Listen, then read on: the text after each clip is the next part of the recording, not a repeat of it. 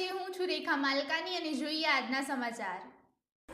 છેલ્લા 4 વર્ષથી ભિલોડા પોલીસ સ્ટેશનના પ્રોહિબિશનના ગુનામાં નાસ્તા ફરતા આરોપીને પકડી પાડતી ભિલોડા પોલીસ ટીમ।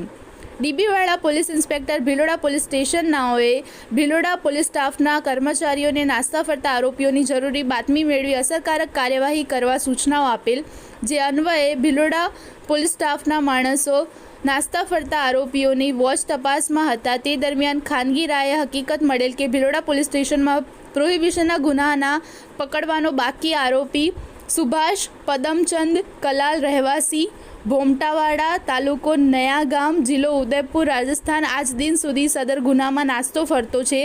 આરોપી હાલમાં ભાણમેર ખાતે આવનાર છે તેવી બાતમી મળતા પોલીસ સ્ટાફના માણસોએ બાતમીવાળી જગ્યાએ જઈ ઉપરોક્ત આરોપીને કોર્ડન કરી પકડી પાડી ભિલોડા પોલીસ સ્ટેશન લાવી તેની વિરુદ્ધ કાયદેસરની કાર્યવાહી કરેલ છે।